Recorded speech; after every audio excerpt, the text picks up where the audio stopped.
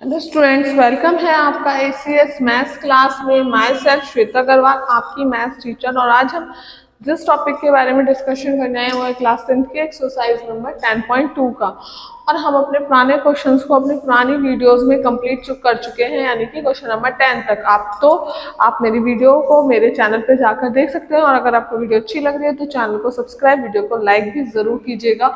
और अब हम शुरू करते हैं अपना क्वेश्चन नंबर 12।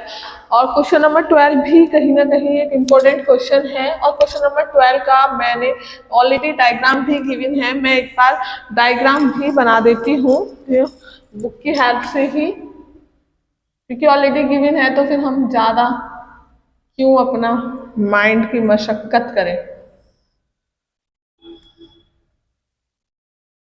नहीं, अच्छा नहीं बना ना, वेट, हम 1 मिनट में बनाते हैं और फिर हम शुरू करते हैं अपने क्वेश्चन नंबर 12 को। ओके, तो हमें ये डायग्राम गिवन है, ठीक है, हमने ये डायग्राम बना लिया। और उन्होंने क्या बोला है, ए ट्राइंगल एबीसी, एक triangle ABC is drawn to subscribe a circle, जिसके अंदर एक सर्कल है of radius 4 centimetre is that segment BD and DC into which BC is divided by the, यानी कि जो इसकी रेडियस है वो 4 सेंटीमीटर है, ठीक है। उस फिर उन्होंने बोला है divided that segment BD and DC into which BC, BC को जो डिवाइड कर रहा है D पॉइंट से, उस पॉइंट्स ऑफ कांटेक्ट से आर, जो आर लेंथ जो है उनकी क्या है 8 और 6 सेंटीमीटर है। Find the sides of AB and AC। अब हमें ये दोनों लेंथ फाइंड करनी है। तो सबसे पहले इस क्वेश्चन की हेल्प के लिए हम थोड़ा सा क्या करेंगे, हम इनके जो ये पॉइंट ऑफ कांटेक्ट है इसे हम F और E नाम दे देते हैं, ठीक है। तो हम इन्हें मिला देंगे, ठीक है। अब देखो, एक चीज और आपने हमने पढ़ी है कि जब टेंजेंट, ये भी टेंजेंट है, ये भी सर्कल के लिए टेंजेंट का काम करेगी, और जब ये कॉमन पॉइंट पे होती है तो ये बराबर होता है। तो यानी कि ये भी 6 हो गई और ये 8 है, तो ये भी 8 सेंटीमीटर हो गई। और इसको हम अगर हम इसको लेट कर लें कि ये x है, तो ये भी टेंजेंट्स के लिए कॉमन पॉइंट ए है, तो ये भी क्या हो जाएगी, x ही हो जाएगी, क्योंकि सेम पॉइंट पर दोनों टेंजेंट्स की जो लेंथ होती है वो सेम होती है। तो यानी कि ये भी x हो जाएगी, ये भी x हो जाएगी। ये 8 है, ये 6 है। अब हमें इनकी लेंथ निकालनी है, ठीक है। तो वो हम किस तरह कर सकते हैं, वो हम इस तरह कर सकते हैं, सिंपल सा। सबसे पहले तो हमने जो जो माना है, वैसे तो उन्होंने बोला है साफ ट्रायंगल एबीसी सब कुछ उन्होंने दिया हुआ है। बस ये जो था मैंने आपको बता दिया कि ये सेगमेंट की वजह से था, तो हम इन्हें मतलब सेम पॉइंट पे था, ये हम रीजन से लिख सकते हैं कि सेम पॉइंट ऑफ टेंजेंट्स की जो लेंथ होती है हैव सेम लेंथ, वो सेम लेंथ रखते हैं, ठीक है। इस वजह से ही हमने यहाँ पर ये बात कह दी है कि C D is equal to है CF। और इसी तरह हमने यहाँ पर कह दिया है कि DB इज इक्वल टू है DA और इसी वजह से हमने कह दिया है कि AF इज इक्वल टू है AE इसीलिए हमने इनकी लेंथ को बराबर रख लिया है। अब अगर हमें इनकी लेंथ निकालनी है तो सबसे पहले सिंपल तरीका, हम इस पूरे ट्राइंगल एबीसी का एरिया निकालें। एरिया निकालने के लिए सबसे इजी तरीका है रॉन्स फार्मूला। उसके लिए हमें सबसे पहले जरूरत पड़ेगी, यहाँ पर अगर हम रॉन्स फार्मूला में एक रूल होता है S is equal to A plus B plus C होता है अपॉन 2, क्योंकि उसमें S निकालना जरूरी होता है। ये A plus B plus C क्या होगा, A पूरी ये लेंथ हो गई 8 प्लस 6, ये कितनी होगी टोटल 14। ये टोटल तो 14 है ना, यहाँ से यहाँ तक की, तो ये 14 हो गई। ये कितनी है, अगर हम यहाँ पहले थोड़ा सा लिख लेते हैं, मैं इसे लिखने से पहले मैं लिख देती हूँ। A क्या है, हम 14 सेंटीमीटर मानते हैं, ठीक है। तो B कितना हो जाए, A ये है तो B ये लेंथ है, ये क्या हो गई हमारी 6 प्लस x। और अगर हम C से मान रहे हैं तो ये पूरी कितनी हो गई 8 प्लस x। तो अगर हम x इस तरह, अब हम हेरॉन्स फॉर्मूले के लिए पहले a निकाल रहे हैं, तो a plus b c upon 2 होता है। a की वैल्यू कितनी है 40, 6 plus x 8 plus x upon 2। और अगर हम इन्हें ऐड करें तो कितना हो जाएगा 28 upon 2x is equal to 2। और अगर हम इसमें से 2 कॉमन लें तो क्या हो जाएगा 14 प्लस एक्स, क्योंकि 2 दोनों में से कॉमन आ जाएगा, यहाँ 14 हो जाएगा, यहाँ x हो जाएगा अपॉन 2। 2 से 2 कट जाएगा तो हमारा s कितना निकल के आ गया 14 प्लस x निकल कर आ गया। ओके, अगर हम इसमें हेरॉन्स फॉर्मूले को अप्लाई करें, जो हमारा एरिया ऑफ ट्राइंगल यानी कि एरिया ऑफ ट्राइंगल ABC निकालने के लिए हमें क्या करना होगा, एक फॉर्मूला होता है, अंडर रूट में होता है ये S minus A, S minus B, S minus C, इस तरह ये फॉर्मूला होता है। तो अगर हम इसको अप्लाई करें तो हमारा क्या आएगा, चलिए करते हैं, थोड़ा सा अप्लाई करके देखते हैं क्या आएगा। S की वैल्यू कितनी है 14 प्लस x, अब ये S की वैल्यू कितनी है 14 प्लस x, ठीक है, माइनस A कितना है 14, ठीक है। अब यहाँ पे फिर से करते हैं S माइनस B, S कितना है 14 प्लस x, B कितना है 6 प्लस x, ठीक है। फिर से करते हैं हम, अगर हम यहाँ पे तो S कितना है हमारे पास 14 प्लस x, ठीक है, और माइनस के C कितना है हमारे पास, C है हमारे पास 8 प्लस x, या x प्लस 8 लिख दो, एक ही बात है, ठीक है। अब अगर हम इसके ब्रैकेट्स को थोड़ा सॉल्व करने की शुरुआत करें तो हमारा क्या आएगा, अगर हम इसके ब्रैकेट्स को सॉल्व करें तो यहाँ पे हमारा आ जाएगा 14 प्लस x, ठीक है, यहाँ पर आ गए ये 14 प्लस x माइनस के 14, यहाँ सॉल्व करेंगे तो 14 प्लस x माइनस के 6 माइनस के x, क्योंकि माइनस को मल्टीप्लाई करेंगे minus plus minus, minus plus minus, फिर यहाँ करेंगे, ये तो ऐसे टीज उतर गया 14 प्लस x, इसकी करेंगे तो माइनस के 8 माइनस के x, ठीक है। तो आपका यहाँ पर क्वेश्चन क्या हो गया 14 प्लस x, ठीक है। अब यहाँ पे 14 से 14 कट गया तो यहाँ x आ गया, यहाँ पे देखा जाए तो x से x कट गया, और 14 और 6 कितने होते हैं 20, और ऐसे ही यहाँ से भी x से x कट गया तो 14 और में से भी 8 चला गया, तो यहाँ, अच्छा इसमें भी तो माइनस है ना, 14 में से 6 जाएंगे तो कितना बचेगा 8, ठीक है, और अगर हम 14 में से 8 को करेंगे तो 6 बचेगा, हमारा क्या बचेगा 6, तो अगर मैं इसकी मल्टीप्लाई करूँ तो कितना आएगा 8 6 48, तो यहाँ पे हमारा कहीं ना कहीं यहाँ पर ये हमारा निकल कर आ गया, ये ना मार्कर्स बड़े परेशान कर रहे हैं मुझे, 14 प्लस इसको अगर हम सॉल्व करें तो कितना आ गया 48x 14 प्लस x, ठीक है, क्योंकि x तो और सब कट गया था, इस x से ये x कट गया, इस x से x, सिर्फ इसमें x बचा था और ये था, ये हमने अभी यही छोड़ दिया, ठीक है। अब हमें तो यही x फाइंड करना है, तभी तो लेंथ निकलेगी। तो अब हम क्या करते हैं, थोड़ा सा ध्यान से समझना, मैं ग्रीन पेन का यूज करके समझाती हूँ आपको, कि अगर हम यहाँ पे ये करें, अगर मैं इन ट्राइंगल्स का मतलब कि ध्यान से देखना, अगर मैं ये वाला ट्राइंगल यूज कर लूं, ठीक है, अगर मैं ये वाला ट्राइंगल का और इसमें ये वाले ट्राइंगल का और एक ये वाला, मतलब मैंने ग्रीन से इसलिए बनाया क्योंकि आपको पहचान हो जाए, एक तो ये वाला ट्राइंगल, एक ये और एक ये, यानी कि मैं नाम भी लिख देती हूँ, ये तो हो गया हमारा फर्स्ट ट्राइंगल, ये हो गया हमारा सेकंड ट्राइंगल, और ये हो गया हमारा थर्ड ट्राइंगल। इन तीनों ट्राइंगल का अगर मैं सम करूँ तो वो पूरे एरिया के ट्राइंगल के बराबर ही आएगा, और ये हमारा पूरा एरिया का ट्राइंगल आया है। तो यानी कि अगर मैं यहाँ पे इस चीज को नोट कर लेना कहीं पर, मैं भी अपनी हेल्प के लिए यहाँ पे लिख देती हूँ, S इक्वल टू निकल कर आया था हमारा 14 area of triangle, sorry area of triangle क्या निकल कर आया था x 14 प्लस x, ठीक है। अब मैं इसको रफ करूंगी क्योंकि आगे का मैं तभी बता पाऊंगी आपको, तो हम इसको भी रफ कर देते हैं, बट ये भी आपको नोट करना है, और अगर आप नोट करना चाहते हैं तो फटाफट नोट कर लीजिए, मैं इतने ऊपर का रफ कर रही हूँ थोड़ा सा, ओहो ये तो नहीं जरूरत थी मिटाने की, चलो थोड़ा सा तो मुझे नहीं मिटाना चाहिए था, चलो कोई नहीं, दोबारा लिख देंगे जहाँ जरूरत पड़ेगी, ठीक है। जब रफ कर रहे हैं तो सारा ही कर देते हैं। अच्छा अब हमने क्या करा, अब हमने सबसे पहले क्या करना था, हमने एरिया, अगर हम बात करें तो इसका यही तो मतलब है, अगर हम लिख सकते हैं area of triangle ABC is equal to है एरिया ऑफ किसका आएगा, area of triangle BOC plus area of triangle किसका आएगा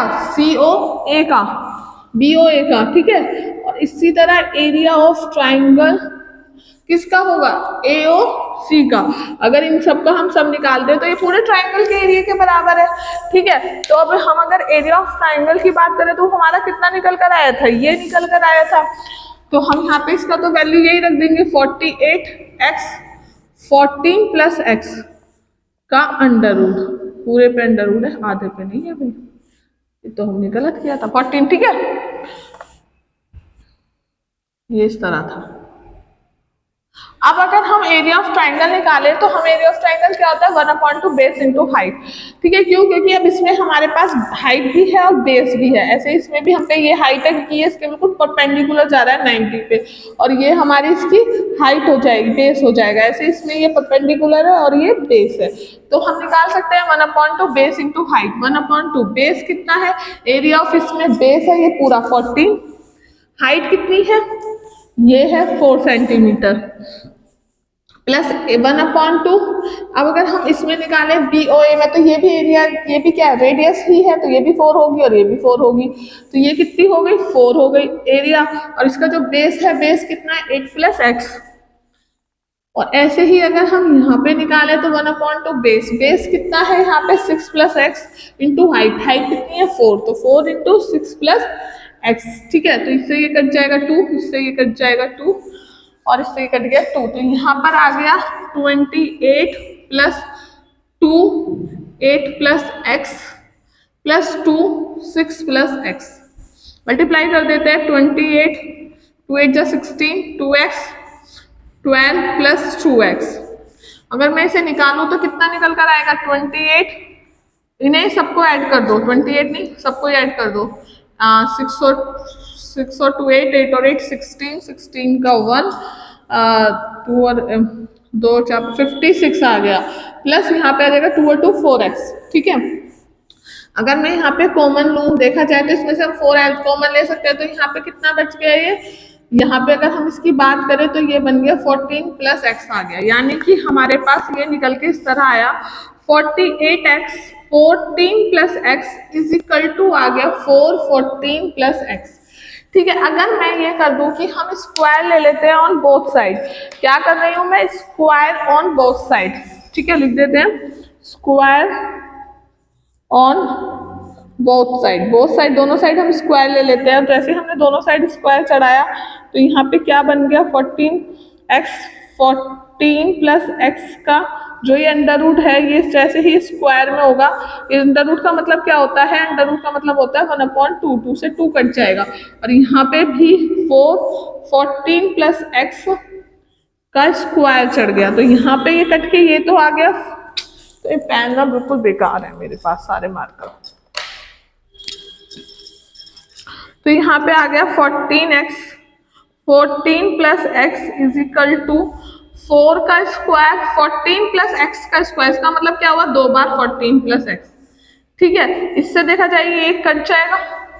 अगर हम यहाँ पे देखें तो 48x 14 का स्क्वायर 16 14 प्लस एक्स, अगर हम इसे इससे भी काटे तो ये भी इससे कट जाएगा, ठीक है। ये कितनी बार जाएगा, इससे 3, ठीक है, 3 6 18 3 18, हाँ 48, ठीक है, 3 बार जाएगा, तो यहाँ बच्चा हम पे 3x is equal to 14 plus x. अब मैं इसे x को अगर इधर लेके चली जाऊं तो हमारा क्या होगा 2x, क्योंकि 3 में से 2 गया तो 1 इज इक्वल टू 14, तो हमारा x इज इक्वल टू कितना निकल कर आ गया 7। अब हमसे क्या पूछा था, find the side AB and AC। अब अगर मुझे AB फाइंड करनी है, यानी मुझे ए बी फाइंड करनी है, ए बी कितनी है 8 प्लस एक्स, और एक्स की वैल्यू कितनी निकल कर आई है 7, तो आ गया 15 सेंटीमीटर। और मुझसे दूसरी पूछी है ए सी कितना है 6 प्लस एक्स, ठीक है, एक्स 6 एक्स कितना है 7, तो 6 और 7 को ऐड करेंगे तो कितना आ जाएगा 13, तो यही हमारा आंसर हो गया जो हमसे पूछा था। तो ये हाँ, आपने पहले वाला पार्ट भी कर लिया होगा, और ये हमने इसमें मतलब एक टाइप से दूसरे पेज पे आ गए हम, जिसे हमने सॉल्व किया था, तो एक बार जल्दी से नोट कर लीजिए, फिर हम क्वेश्चन नंबर 13 को शुरू करते हैं। फिर तो स्टार्ट करते हैं क्वेश्चन नंबर 13 को। क्वेश्चन नंबर 13 भी काफी इंपॉर्टेंट क्वेश्चन है। उन्होंने बोला है क्वाड्रिलेटर जिसके अंदर सर्कमस्क्राइब कर दिया है एक सर्कल को, तो थोड़ी मेरी ड्राइंग खराब सी है, हम बनाने की कोशिश तो जरूर करते हैं, अगर थोड़ा बहुत गलत बने तो समझ जाना, ड्राइंग खराब है, ठीक है। इसीलिए बस पीसीबी नहीं लिया था, इसे हम लेने का रीजन ही ये था कि ड्राइंग बहुत खराब थी और कुछ मैथ अच्छा भी लगता था। चलो थोड़ा साइडों को चेंज कर देते हैं,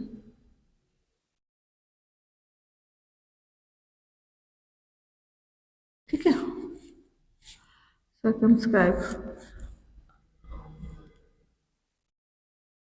सेंटर ये हो गया ओ, अगर हम सेंटर, ठीक है। अब आपने देखा मैंने क्या करा, मैंने क्वाड्रिलेटर बनाया, और अगर मैं इस क्वाड्रिलेटर का थोड़ा सा अपने समझाने के लिए उन्होंने जो क्वेश्चन में बोला है, वो जो उन्होंने क्वेश्चन में बोलने की कोशिश की है वो हम समझाने, ओके। ये यहाँ से कुछ इस तरह टच हो रहा होगा। अगर हम बात करें,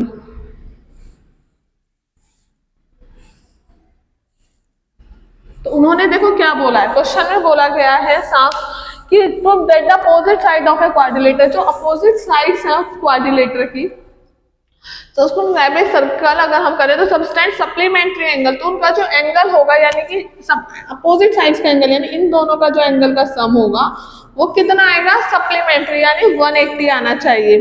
तो चलिए हम शुरू करते हैं। हम सबसे पहले लिख देते हैं जो हमें गिवन है, हमें क्वेश्चन में हम यहाँ कुछ पॉइंट्स को नाम भी दे देते हैं। ये हम नाम दे देते हैं A B C और D, ठीक है। हमने इसे नाम दे दिया ABCD, और साथ ही साथ हम नाम दे देते हैं इसे कुछ और भी, इसे हम नाम दे देते हैं E और F, ठीक है।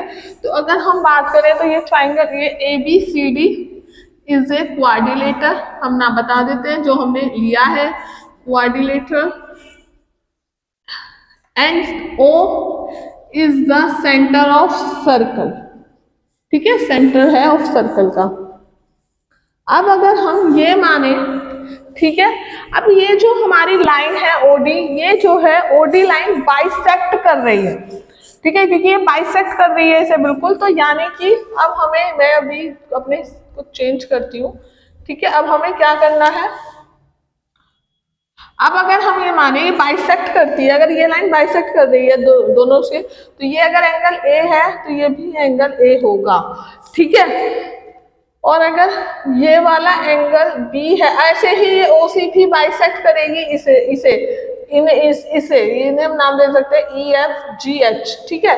तो यानी कि GOF को बाइसेक्ट कर रही है लाइन OC, तो यानी कि ये जो एंगल है एंगल B मान ले, तो ये, एक सेकेंड मैं गलत नाम दे रही हूँ, एक सेकेंड, ये B है तो A और B क्या होंगे, इक्वल होंगे, angle A is equal to B होगा। क्यों, रीजन क्या है, बाइसेक्ट, क्योंकि OD is bisect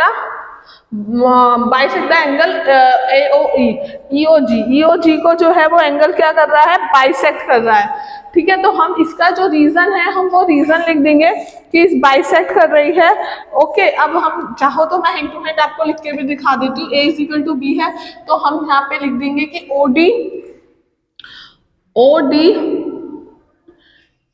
OD is bisect किस एंगल को कर रही है, एंगल GOE को, ओके। अब अगर मैं यहाँ पे लिखूं इसी तरह, हमारा अगर ये OC बाइसेक्ट कर रही है तो यानी ये एंगल C और D जो होंगे ये आपस में बराबर हो जाएंगे, यानी कि C is equal to D हो जाएगा। और उसका रीजन क्या होगा, OC इज बाइसेक्ट किसे कर रही है, ये बाइसेक्ट, ये कर रही है एंगल GOF को, एंगल GOF को। ऐसे ही अगर मैं नाम दूं E और F, तो ये वाला जो ये OB है ये बाइसेक्ट कर रही है इन्हें, तो ये भी एंगल इक्वल हो जाएंगे, यानी कि angle F is equal to हो जाएगा एंगल E के। और रीजन क्या होगा, OB is bisect angle HOF को, HOF को। ऐसे ही मैं नाम दे, अगर मैं कहूँ कि OA जो है OA बाइसेक्ट कर रही है, तो इसका मतलब क्या हुआ, ABCDEFG और H एंगल G बराबर हो जाएगा एंगल H, एंगल G बराबर हो जाएगा एंगल H। और रीजन क्या आएगा, रीजन आएगा OA इज बाइसेक्ट एंगल किसे कर रहा है, EOH को, ठीक है। समझ में आ गया, ये एंगल्स कैसे बाइसेक्ट, क्योंकि ये जो लाइन है ये बाइसेक्ट कर रही है इन एंगल्स को, इस वजह से ये ऐसा कर रहे हैं। और जो सर्कल पे जो हम कोई लाइन खींचते हैं तो वो बाइसेक्ट ही करती है, ठीक है। तो अगर हम इस तरह, और अब हमें पता है कि क्या है, ये एक सर्कल है और सर्कल के जो सेंटर पे एंगल बनता है पूरा, वो कितना बनता है 360। तो हम लिख सकते हैं, भाई मैं फिर से बता देती हूँ, जो ये एंगल है, इस एंगल का जो पूरे का सम होगा वो कितना होगा, वो 360 होगा, ठीक है। तो मैं लिख सकती हूँ यहाँ पे angle A is equal to plus angle B plus angle C plus angle D plus angle E plus angle F plus angle G plus angle H is equal to कितना है, इज इक्वल टू है 360। अब हमें ये बात पता है कि एंगल ए जो है बी के बराबर है, तो मैं ए की जगह लिख सकती हूँ एंगल बी, ठीक है। अब मुझे ये भी पता है कि एंगल सी जो है डी के बराबर है, तो मैं सी को तो सी लिख देती हूँ, डी को भी मैं लिख सकती हूँ एंगल सी। अब मुझे ये भी पता है कि ई और एफ आपस में बराबर है, ठीक है, मुझे ये बात पता है। अब मुझे यहाँ पे ये बनाना है, तो यानी कि मुझे ई की जगह मैं यहाँ एफ लिख सकती हूँ और एफ को एफ छोड़ देती हूँ, ओके। और एच, अब जी और एच आपस में बराबर है, तो मैं जी को जी और एच को भी मैं जी लिख सकती हूँ, ठीक है, क्योंकि ये बराबर है, ये मैंने यहाँ पर बता चुकी हूँ। तो ये क्या हो जाएंगे, angle 2B, angle 2C, angle 2F plus angle 2G is equal to 360, ठीक है। ये हो जाएंगे हमारे 360 के बराबर। अगर हम इसमें से 2 कॉमन ले लें, 2 कॉमन ले लें तो क्या हो जाएगा हमारा जब हमारे 2 लेते ही ये जो होगा, ये हमारा हो जाएगा angle B plus angle C plus angle F plus angle G is equal to, यहाँ जाकर हो जाएगा 360/2 यानी कि 180। अब थोड़ा सा यहाँ समझने की जरूरत है, ठीक है। जैसे ये नीचे जाएगा 360 हो जाएगा, तो ये अब यहाँ से ये 2 हट जाएगा। अब ये जो एंगल B प्लस C है, एंगल B प्लस C क्या है, B प्लस C, ये देखो B प्लस C क्या है, angle DOFC। B plus C क्या है, एंगल DOC, या COD लिख दो, कोई भी दिक्कत नहीं है। तो यहाँ पर ये B और C की जगह हम लिख सकते हैं एंगल DOC। अब एंगल F प्लस G क्या है, F प्लस G ये है, तो यानी कि क्या है, AOB, यही तो है। तो हम लिख देते हैं angle AOB is equal to आ गया 180। और यही हमसे बोला था, उन्होंने क्या बोला था कि अपोजिट साइड्स, क्वाड्रिलेटर के अपोजिट साइड्स के अपोजिट एंगल्स का सम सप्लीमेंट्री होता है 180, और यही हमें प्रूव करना था और यही हमने प्रूव कर दिया। तो हेंस प्रूव्ड, हम जो हमें प्रूव करना था वो हमने कर दिया। और हम इसलिए बोल सकते हैं कि ये जो इन अपोजिट साइड्स के एंगल का सम हमेशा सप्लीमेंट्री होता है 180। तो आई होप सो आपको समझ में आया होगा। अगर आपको समझ में आया है तो प्लीज इसे जल्दी से नोट कर लीजिए और साथ ही साथ मेरे चैनल को सब्सक्राइब भी जरूर कर दीजिएगा और जल्दी जल्दी आप प्रैक्टिस कीजिए, क्योंकि एग्जाम पास आते जा रहे हैं। और सबसे बड़ी बात, एग्जाम कभी भी हो, हमें अपने आप को हमेशा प्रिपेयर रखना है, क्योंकि मैथ्स ऐसा सब्जेक्ट होता है जिसे हम पहले से तैयार करके इतने अच्छे से रख सकते हैं कि हमें बोर्ड के लास्ट टाइम एग्जाम में हम सिर्फ अपने मेन सब्जेक्ट्स पे कॉन्सेंट्रेट कर पाए। तो इसी वजह से थोड़ा सा इन्हें देखिए, करिए, लेकिन मतलब साथ साथ जब आपके चैप्टर्स क्लास में हो रहे हैं तभी इसको बहुत अच्छी कमांड कर लीजिएगा, तो आपको कभी भी टेंशन नहीं होगी और बहुत ईजी होता है मैथ्स। तो जल्दी से नोट कर लीजिए।